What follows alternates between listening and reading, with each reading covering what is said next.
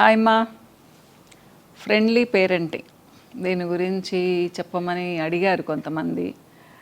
So చదువుతూ ఉన్నాను కానీ కొంచెం లేట్ అయిపోయింది, అంటే 1 by 1 టాపిక్ కదా. ఫ్రెండ్లీ పేరెంటింగ్ అంటే ఏం లేదు మా, పిల్లలతో మనం క్లోజ్గా ఉండడం అంతే కదా.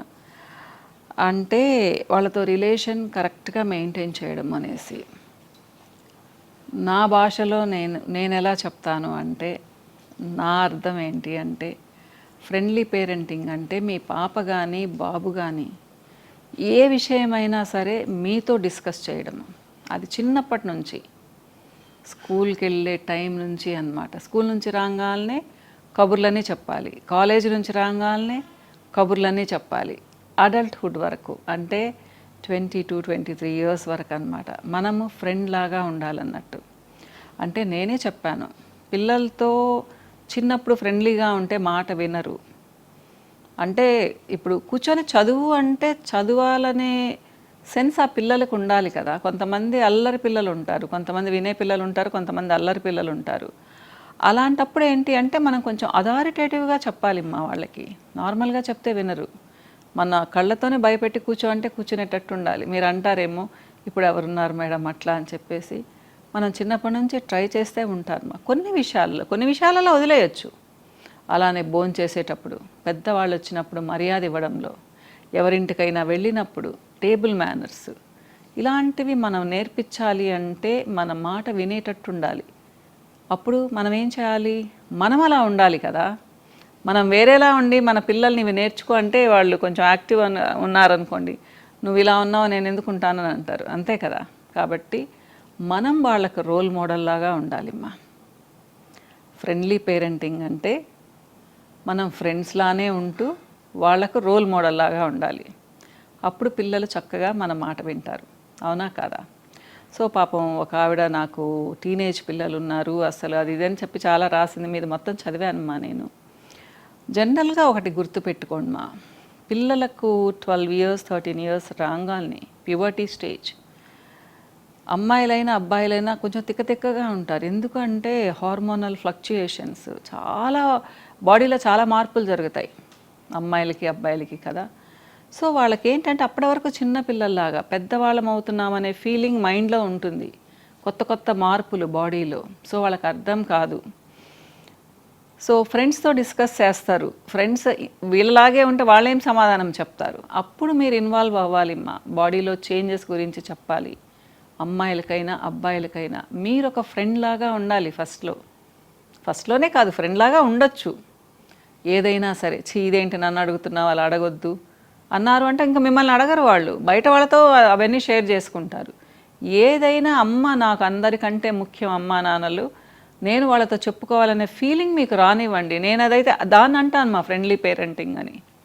ప్లస్ ఒక 15-16 ఇయర్స్ వస్తే ఏంటి boy friend girl friend culture ఇప్పుడు, అంతకుముందు కూడా ఇష్టపడతా ఉండేవాళ్ళు, ఎప్పటి నుంచో వింటూ ఉన్నాం. అలాంటివి కూడా మీతో చెప్పుకోవాలి పిల్లలు, ఇది కూడా చెప్తాను. సో మీరు అప్పుడు ఎక్స్ప్లెయిన్ చేయొచ్చు. సో ఇలాంటి అట్రాక్షన్ చాలా మామూలుగా ఉంటుంది, ఫస్ట్ చదువు మీద కాన్సన్ట్రేట్ చేయి, తర్వాత చూసుకోవచ్చు అని. అలా కాకుండా మీరు అది కట్ చేశారనుకోండి, ఏంటి ఇది సోది, ఎవరితో మాట్లాడొద్దు, నువ్వు అలా చేయొద్దు, నువ్వేం చేయకపోతే వాళ్ళేం చేశారు, ఇలా అన్నారనుకోండి, వాళ్ళు మీతో ఎప్పటికీ డిస్కస్ చేయరు మా, వాళ్ళ దారి వాళ్ళు చూసుకుంటూ ఉంటారు. సో అంటే పేరెంట్స్ ప్రాణం పెడతారు పిల్లల మీద, కానీ ప్రతి ఒక్క మాట విని అర్థం చేసుకోరు టీనేజ్లో. అందుకనే చాలామంది పిల్లలు ఇంట్లో చెప్పకుండా వెళ్ళిపోతుంటారు మా. అసలు వాళ్ళ ప్రాబ్లం ఏంటో వినండి, అర్థం చేసుకోండి. సో అమ్మ మీరు, వాళ్ళకి ఏ ప్రాబ్లం ఉన్నా, వాళ్ళకి ఏం అనిపించినా మీరు వినండి, తప్పేముందమ్మా. మీకు అంతకంటే పెద్ద పని ఏముంటుంది. మీరు పెద్ద జాబ్ చేయొచ్చు, పెద్ద బిజినెస్ ఉమెన్ అయిండొచ్చు, ఏదైనా అయిండొచ్చు, మీకు నిమిషం తీరిక లేకుండా ఉండొచ్చు, కానీ మీ బిడ్డల కంటే ముఖ్యం ఏముంది. సో చెప్పండి వాళ్ళతో. 10-11 ఇయర్స్ వచ్చిన దగ్గర నుంచి, నాన్న నేను నీ ఫ్రెండ్ని, నువ్వేం కావాలన్నా చెప్పొచ్చు, సరదాగా ఉండండి, చిన్న జోక్స్ వేసుకోండి, వాళ్ళతో సరదాగా బయటకు వెళ్ళండి, ఆడుకోండి. అమ్మగా మన బాధ్యత కాదా అమ్మా ఇది, పేరెంట్స్గా మన బాధ్యత కాదా ఇది, అమ్మలకైనా నాన్నలకైనా. కానీ ఇప్పుడు ఉన్నారు చాలామంది, కానీ ఎక్కడ ఉండాలో అక్కడ ఉండాలి, ఎక్కడ స్ట్రిక్ట్గా ఉండాలో అక్కడ స్ట్రిక్ట్గా ఉండాలి. అది మర్చిపోయేసి ఎప్పుడూ ఫ్రెండ్లీగా ఉంటున్నారు.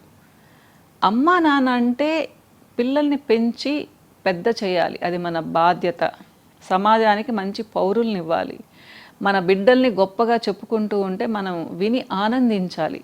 అది ఎప్పుడు వస్తుందమ్మా? వాళ్ళని పెంచే విధానం కరెక్ట్గా ఉంటే కదా.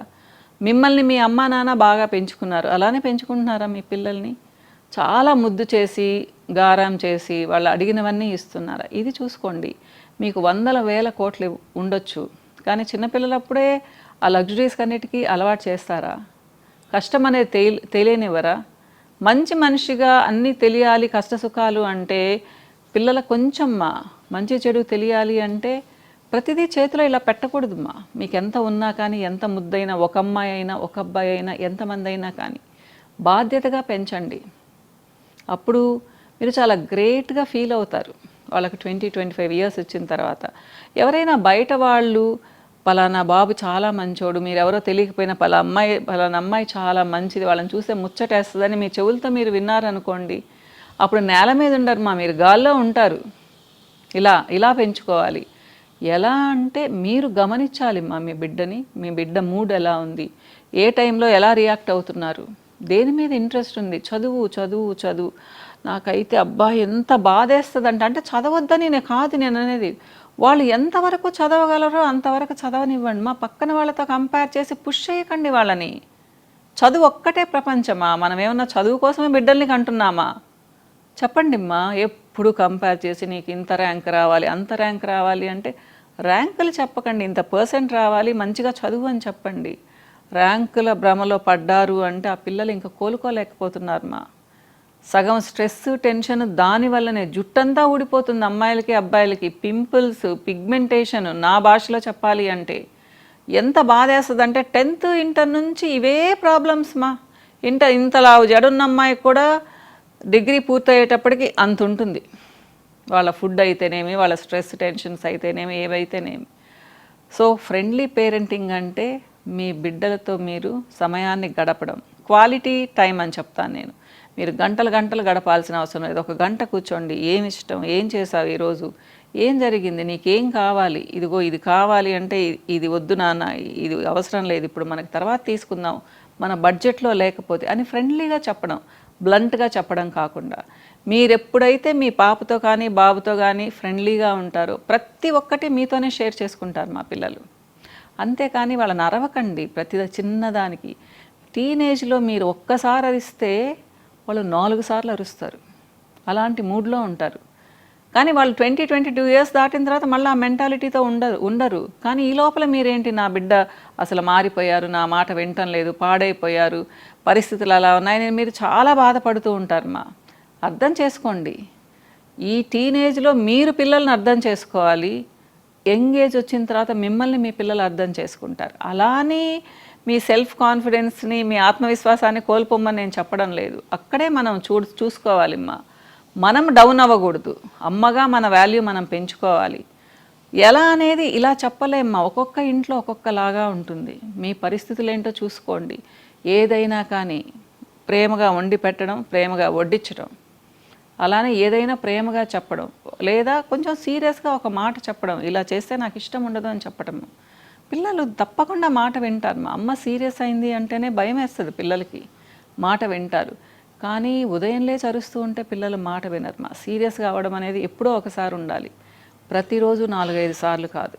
కాబట్టి దేనికి అరవాలో మీరు చూసుకోండి, దేనికి ముద్దు చేయాలో మీరు చూసుకోండి. అప్పుడు పిల్లలు మీ మాట చక్కగా వింటారు, ఫ్రెండ్ లాగా అన్నీ మీతో షేర్ చేసుకుంటారు. ట్రై చేయండి మా.